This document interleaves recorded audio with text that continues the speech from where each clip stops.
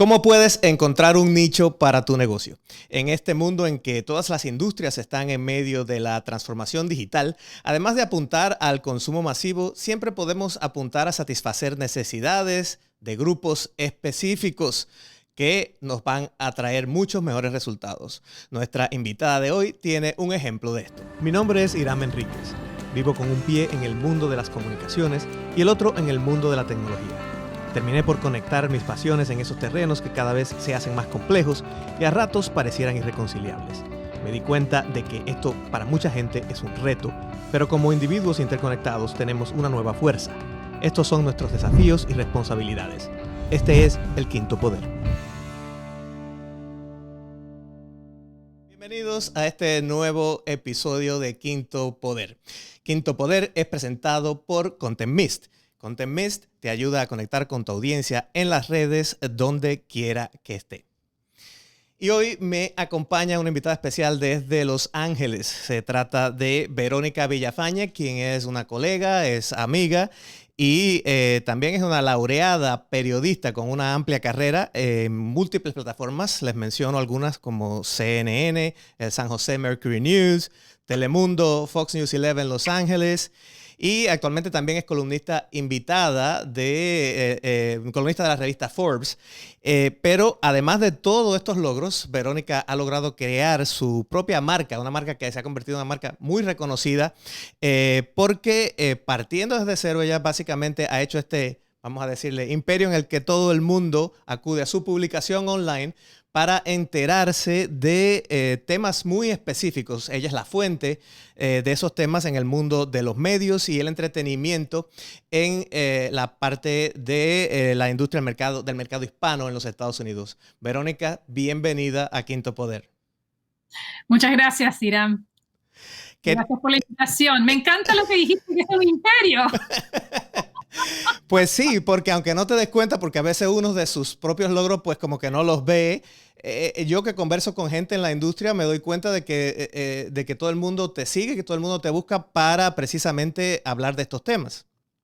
Correcto. Bueno, mira, es una cuestión de que a mí muchas veces me dicen, tú eres la de Media Moves, o mismo, tú sabes, me preguntan, ¿cómo es que te enteras de tantas cosas, no? Y me vienen por medio de muchas fuentes, ¿no? O sea, hay veces que en ciertas ocasiones hasta algunos ejecutivos mismos me mandan sus propias promociones. Claro, y ya llegar a ese nivel, sabes, pues como que has dado un paso más allá de cuando empezaste, ¿verdad? Y por eso quería hablarte precisamente, empezar por aquí.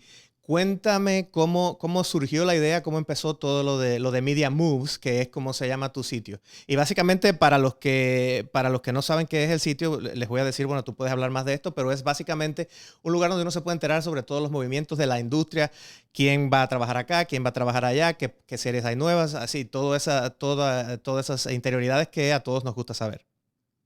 Bueno, fíjate que en el 2007 yo estaba leyendo muchas de estas, lo que llaman trade magazines, no sé, como, digamos, publicaciones de la industria, correcto. Publicaciones de la industria, de la televisión, cine, etcétera, y me di cuenta que realmente no había ninguna mención, o si había alguna mención, era muy como al final, ¿no? O sea, esta es toda la noticia y al final a lo mejor o escondido dentro de un artículo decía, y suponte Juan López va a presidir sobre esta unidad. O sea, que no le daba la importancia, digamos, a las personas, a los latinos que estaban haciendo, digamos, algunas cosas importantes, ¿no? Y entonces yo dije, bueno, no se está. Y yo había estado viendo, fulanito fue contratado, fulanito fue promovido, todo dentro del ámbito, digamos, anglosajón. Entonces me ocurrió, bueno, déjame probar. Estaba buscando algo para hacer, digamos, en un blog, entonces empecé un blog, no le dije a nadie, porque dije, bueno, vamos a ver primero que nada, porque obviamente lo que se necesita hacer en un blog es que tiene que haber consistencia, tiene que haber suficiente información, tiene que ser interesante, y entonces dije, bueno, vamos a ver primero que nada si yo puedo tener el tiempo y si yo puedo conseguir la información necesaria para que esto sea un blog que se pueda, digamos, que pueda alimentar de una forma consistente. No sabía, yo había pensado semanal, varias veces semanal, varias veces por semana, etcétera. Y empecé a ver cómo era. Se lo mencioné a un amigo, un colega que le tengo mucha confianza y que es muy adepto con todo lo que tenga que ver con digital. Me dice, mira, esto es una muy buena idea. Y de repente él se lo dijo a otra persona y esa persona se lo dijo a otra persona y de repente de una sola persona que tenía, que era él, que me leía el blog, y eso yo sin decirle a nadie, de repente de buenas a primeras tenía 100, después 200, después, bueno, y sí, al principio lo que estaba haciendo cuando empecé el blog, me tomó un tiempo, digamos, tener la confianza y el interés de toda la gente, y entonces yo también estaba cubriendo lo que estaba pasando en ese momento en la industria, que era que se estaban cerrando periódicos, que mucha gente estaba perdiendo sus empleos, entonces yo hacía de un poco, por eso si te llegaras a encontrar uno de los archivos en el Wayback Machine, podrías encontrar que decía, mi eslogan era Covering Latinos in the Media Industry and the Issues that Affect the Business, o sea, y los temas que afectan a la industria, porque no quería enfocarme nada más que en los latinos. Y después, a medida que fueron pasados los años, no doy abasto para cubrir todas las cosas que la idea es, eso es lo que en los libros de texto le llaman el network effect. Quiere decir que vas empezando y se va extendiendo, se va corriendo la voz, como decimos en el... es un efecto de red. Sí, es un efecto de red, así decimos en mi pueblo. Pero sí, lo que me doy cuenta es que lograste encontrar una necesidad que no estaba cubierta y pusiste entonces todos tus esfuerzos en lograr cubrir esa necesidad, porque tu audiencia es una audiencia muy específica. ¿Cómo lograste ir definiendo esta audiencia? ¿Quiénes son la gente que me va a ver? ¿Quiénes son la gente que me va a seguir? Mira, como te digo, o sea, yo me di cuenta que había una deficiencia, que no se le estaba dando la importancia a un segmento bien grande, o sea, y creo que también tenemos que poner un poco dentro de contexto que cuando yo empecé esto había sido un poco después de que yo había sido presidenta de la Asociación de Periodistas Hispanos. En realidad ya era casi el final, estaba todavía en la Junta, pero ya había terminado mi periodo presidencial. Durante el tiempo que yo estuve en la asociación, dentro de la Junta Directiva, una de las cosas que nosotros habíamos hecho era tratar de identificar cuántos latinos en medios de habla hispana trabajaban en la industria. Y nosotros, obviamente, también era de promover a latinos dentro de salas de noticias alrededor del país. Entonces yo tenía un poco eso como el background, digamos, que si pudieras decir. Entonces no es que de repente un día, fueron como que se unieron varias cosas y me hicieron clic, ¿no? O sea, esto es algo que yo había estado trabajando durante años, pero como dentro de una organización sin fines de lucro y advocacy organization, si puedes decir. Pero al mismo tiempo, cuando ya en el 2007 empecé a notar esto en los trade publications. ¿Por qué te menciono eso? Porque ahí me di cuenta, o sea, yo sabía, porque no solamente porque yo soy latina, yo he trabajado en medios en español y he trabajado en medios en inglés, sabía que hay muchos latinos que trabajan en la industria y sin embargo sus labores, o sea, si tú te das cuenta, lo que yo quiero hacer es subrayar, dar a conocer a estos latinos y también esa, digamos, esa misconception, no me sale la palabra en este momento, de que no hay suficientes latinos calificados. Falsa concepción, exacto. Esa falsa concepción de que no hay suficientes latinos que son cualificados para trabajar en cualquier tipo de industria. Bueno, salva la redundancia, es falso.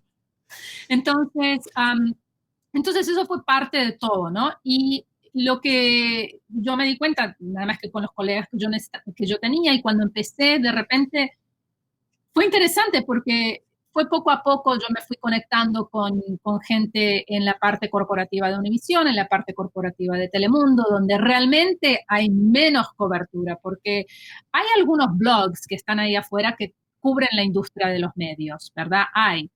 Pero mismo esos muchas veces era muy superficial si mencionaban algo, decían moves y decían, por ejemplo, José López, fulanito tal, otra vez, y era nada más que una mención. Y lo que yo trato de hacer con esto, es decir, en cierta forma es no solamente decir José López, por dar un ejemplo, que es un nombre que acabo de inventar. Acabas de inventarte, sí. ¿No?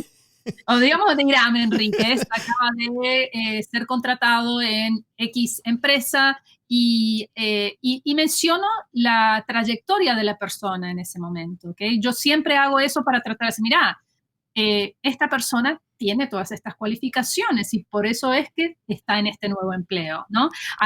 En vez de nada más hacer como nada más que una sola línea, fulano, sultano y mengano fueron contratados por Sirias.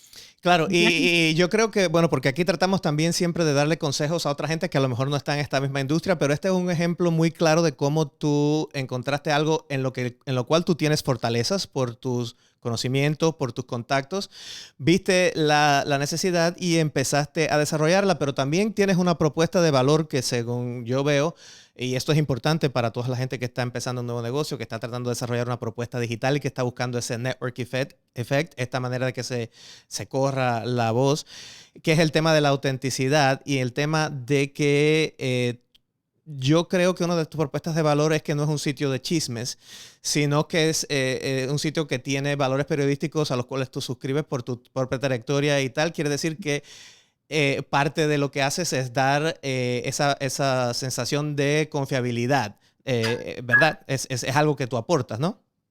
Sí, yo verifico todo lo que escribo, tiene un mínimo de 2 fuentes, ¿no? A no ser de que obviamente que me venga directamente de una empresa y la empresa me dice, me confirma, sí, nosotros hemos contratado a esta persona, entonces lo tomo a valor de que la empresa me está diciendo que sí contrató a la persona, ¿no? Porque imagínate, a mí me han llegado, por ejemplo, que ahora me mandan tips, ¿no? O sea, y me dicen, despidieron a fulano de tal. Yo, wow, ¿despidieron a esta persona? No puede ser. Te doy un ejemplo sin dar nombres. Por ejemplo, me habían dicho, despidieron a esta persona porque era terrible, qué sé yo, bla, bla, bla. Bueno, yo conozco personalmente a esta persona, entonces le mando un mensaje diciendo, hey, ¿qué onda? ¿Ya no estás trabajando más para la empresa? Dice, ¿qué estás hablando? Estoy camino a la oficina, ¿no? Entonces, uno nunca sabe, o sea, no es algo que yo no te imaginas la cantidad de veces que Jorge Ramos también ya se fue para Telemundo, ¿no? O sea, de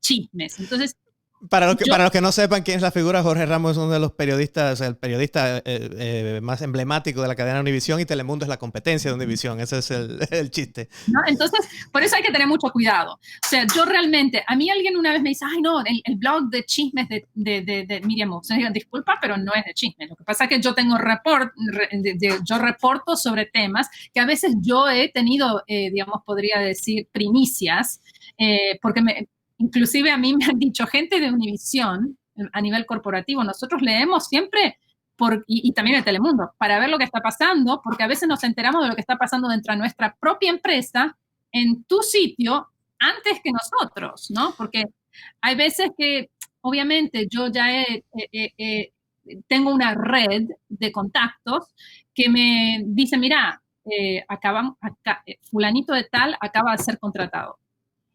Y yo tuve un ejemplo que una persona, también de corporativa de una de las empresas, me dijo, no es cierto que fue contratada. Y a la semana siguiente había sido contratada. Esa nota, yo la tuve que, o sea, me decían que definitivamente y rotundamente negaban que esa persona había sido contratada y o sea, yo desistí, no escribí al respecto. Sin embargo, lo que hice la semana siguiente, cuando ellos dijeron que anunciaron oficialmente, yo dije, después de haberme negado a Miriam Moves la semana pasada que habían contratado a esta persona, hoy dijeron que sí lo contrataron. Y yo creo que eso es parte también de ser consistente con tu propuesta de valor, con lo que tú estás ofreciendo a tu audiencia, porque tu audiencia es no solamente estas gentes que quieren divulgar sus logros profesionales de la industria, pero también esa gente están interesadas en que lo que tú digas sea confiable y que sea respetable, porque también los directivos que en un momento lo pueden contratar a ellos están leyendo tu publicación también, ¿verdad? Así que es parte de mantener esa consistencia en el negocio que es válida para cualquier negocio. Ujú. No, definitivamente. O sea, hay una cosa que yo le diría a todo el mundo. Eh, Tu reputación es todo lo que tú puedes tener en este negocio, en cualquier negocio. En el momento que tú haces algo que pueda, digamos, eh, borrar, Mancharte. manchar esa reputación, entonces ya nadie te va a creer. Entonces, para mí es sumamente importante de que todo esté corroborado. Y a mí me han llegado, como te digo, a veces a mí me llegan chismes, a mí me llegan cosas que yo digo, wow, esta persona que a mí me ha mandado esto es verdaderamente confiable, pero aún así yo lo corroboro. Ahora, lo que yo hago cuando, por ejemplo, si no consigo una respuesta de la empresa directamente y tengo personas que son confiables a mí y yo puedo corroborar con 2 o 3 personas dentro de la misma empresa que no se conocen necesariamente y que me pueden confirmar lo mismo, entonces ahí yo digo, bueno, según múltiples fuentes, y yo las conozco, o sea, conozco a las fuentes, ¿no? Si es alguien totalmente desconocido, obscuro, yo no voy a apostar mi reputación sobre Claro. un deep throat latino, ¿no? Pero por eso para mí es muy importante de corroborar todo y siempre tengo múltiples, si no viene directamente confirmado de la empresa, es de tener múltiples fuentes confiables, ¿no? Una pregunta que te quería hacer también en aras del tiempo, porque además de toda la parte de la propuesta de valor y de cómo desarrollar el negocio, tú has levantado una empresa que está basada en digital, pero no tenías una experiencia, digamos, técnica, ¿verdad? Has tenido que aprender por el camino. ¿Cómo ha sido este proceso? Bueno, sí, ha sido realmente una experiencia muy interesante, ¿no? Yo te digo muy sinceramente que antes de empezar el blog, yo era muy, eh, no sé si se dice en español también, escéptica, ¿no? Sí. Escéptica con respecto a blogs. ¿Quién tiene tiempo para leer blogs, no? Yo Uh-huh. no tengo tiempo para leer blogs. Porque cuando estamos hablando de cuando empezaron los blogs, ahí, cuando uno le empezó a prestar atención, 2004, 2005, por ahí. Y uno siempre, o sea, desde no, lo que dicen los medios tradicionales, leer los periódicos, etcétera, ¿no? Todo eso cambió. Cuando yo empecé con esto, yo empecé, para quienes, hablando de un poquito de la parte técnica, yo no quería invertir dinero al principio, entonces, porque no sabía si esto era algo que iba a funcionar y algo que iba a seguir. Entonces, abrí una cuenta con Blogspot, que creo que ahora Google es dueño de Uh-huh. Blogspot, me equivoco. Entonces abrí una cuenta con Blogspot y entonces originalmente mi sitio era mediamoves.blogspot.com. Y entonces ahí, bueno, cómo agarro y ahí, como dicen, trial and error, ¿no? Uh-huh. Probando y error, a ver cómo era, ver clic, clic, qué tengo que hacer ahí. Y bueno, ahí empecé y me enseñé a mí misma, ¿no? O sea, esto era antes de que hubieran tantos videos de YouTube y tutoriales y todo eso, era todo más o menos aprendiendo por cuenta propia. Y después escuché de WordPress y dije, bueno, me tomó un poco de tiempo reaprender, era mucho más fácil. Blogspot era súper fácil, la verdad es que es súper fácil, no sé si todavía, la verdad que no he entrado, no sé si todavía existe la plataforma y si se está utilizando.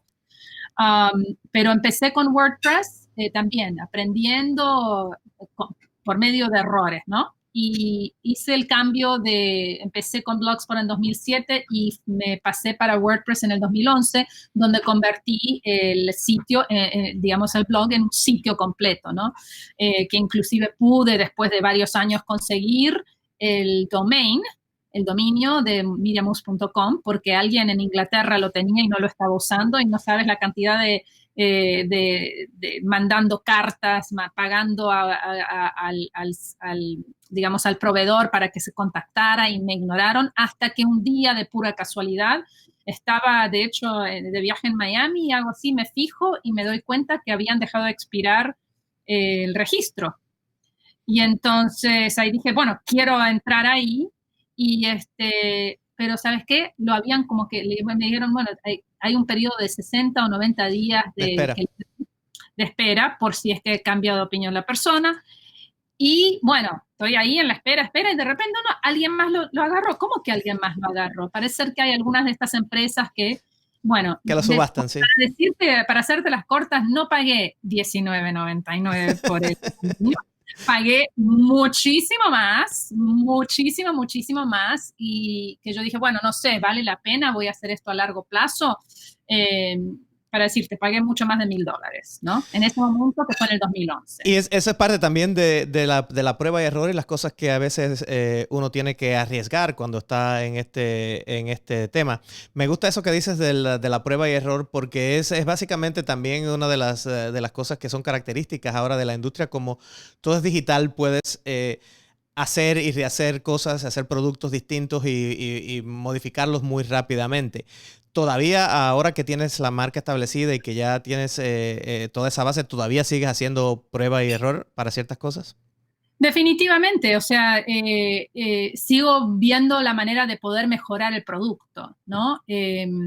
Entonces, yo, por ejemplo, hice el rediseño en 2011 para convertirlo en un sitio web, y el año pasado acabo de hacer el segundo rediseño, que tomó bastante más tiempo, fue mucho más complicado porque también yo tenía más de 3.000 artículos que tenían que ser, digamos, traspasados. Si alguien va a alguno, y todavía no está todo corregido, porque si vas a alguno de los artículos más viejos, a lo mejor vas a ver fotos duplicadas, digamos, todo el proceso de limpieza todavía no se ha terminado, pero tú sabes, son cositas que se van arreglando, se van mejorando. Y bueno, todo sigue siendo un proceso de prueba y error. Así mismo. Y bueno, también quería que me hablaras brevemente sobre las cosas que tienes que hacer, además de tener el producto ahí para darlo a conocer, ¿verdad? Porque no es simplemente lo hago y vendrán a verlo, como se decía antes, ¿verdad? Has tenido que tener ciertas estrategias. ¿Qué recomendaciones puedes dar con respecto a esto?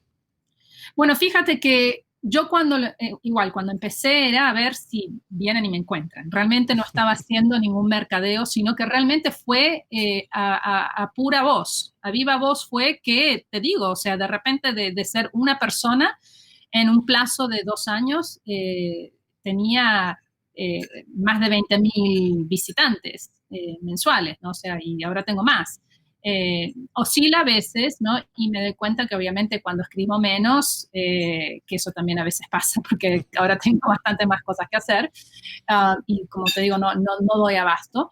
Entonces ahí a veces baja, a veces sube. Una de las cosas que hice, que fue en el 2012, sin hacerlo, de nuevo, muchas veces, como te digo, yo lo empecé como un experimento. No lo empecé como tendría que hacer cualquier persona hoy en día, decir, ok, hay que sentarse a hacer un plan de negocios, de un plan, una estrategia, cómo voy a hacer. Yo lo empecé todo al revés, porque no era la intención hacerlo crecer de esa manera, era un experimento propio que creció más allá de lo que yo me imaginé en su momento. O sea, fue una cuestión de que me empujó a mí, ¿no? O sea, yo dije, déjame experimentar con esto, y de repente me encontré en una ola, y que I had to write it, ¿no? Tuve que. Entonces, en el 2012, por ejemplo, empecé un newsletter a base de todo el contenido, donde en realidad lo automaticé, porque no podía ser uno, aunque te dicen, no, si vas a hacer newsletters tenés que hacerlo todo customized, customizarlo, todo eso, pero no, o sea, no doy abasto para hacer todo. Y lo que también empecé a hacer es promoverlo en medios sociales, ¿no? En Twitter, en Facebook. A fines del año pasado dije, hay otra cosa más, ¿no? Y también lo hacía si tú te acuerdas, en el de Google, ahora se me escapa, que yo lo acaban de cerrar. Estoy teniendo un análisis mental en este momento que no me acuerdo de él. Pero sí, pero lo que me quieres decir es que has ido también experimentando con estas diferentes estrategias de promover tu producto. Yo sé que también, por ejemplo, hablas en conferencias, que es otra manera que también se promueve lo que estás haciendo y es algo que la gente que está promoviendo sus pequeños negocios también es algo que tiene que tener en cuenta. ¿Dónde son los foros donde está la gente que me puede interesar, verdad? Claro, pero fíjate que en eso de las conferencias no es que yo lo he ido a buscar, sino que me vienen a buscar a mí para poder participar. ¿Por qué? Porque conocen lo que estoy haciendo. Entonces no es que yo agarro y estoy navegando a ver dónde puedo meterme y promoverme para poder ir a hablar. No, es al revés. Me buscan porque han visto, obviamente son digamos, he hablado en conferencias de periodistas y también de personas de mercadotecnia. Es ¿no? un resultado del network effect, un resultado del efecto Claro, de... claro. Y que me dicen, ay, ¿por qué no estás incluyendo a gente de relaciones públicas y de mercadeo? Porque esto es lo que estoy haciendo en este momento. O sea, la gente, te digo, quieren que yo incluya a más, digamos, a más especialidades dentro del sitio. Pero creo que una de las cosas que es muy importante, tienes que saber un poco tus límites, tus parámetros. No, o sea, esto nació como esto, puede crecer, pero en este momento no tengo, digamos, no me puedo sobreextender, porque como decía mi mamá siempre, el que mucho abarca, poco aprieta. Bueno, pero ya tienes ideas que puedes probar en el futuro si es así. Vamos ya llegando al final. Y siempre me gusta, antes de despedirnos, que nuestro invitado en una frase le deje lo que le llamamos the takeaway, que le deje una frase para estas personas que están, este individuo interconectado, estos miembros del Quinto Poder que están tratando también de trabajar en este espacio. ¿Qué le puedes decir en una frase para dejárselo de tarea? Si quieres hacer algo nuevo, tienes que asegurarte de que ya no haya alguien que lo esté haciendo, o si hay alguien que lo está haciendo, que tú sabes que tienes la experiencia y los conocimientos y los contactos para hacer algo aún mejor, ¿no? Y que, bueno, lo único que sí recomendaría es de que lo planifiquen todo antes de lanzarse al vacío. Muchas gracias, Verónica. Verónica Villafañe es la fuerza detrás de Media Moves y una amiga y colega. Muchas gracias por estar en este espacio. Gracias nuevamente por la invitación, Irán. A ustedes nos mantenemos en contacto a través de las redes. Mi handle es @digitalhirem. Así que nos vemos en las redes y nos vemos en el próximo episodio.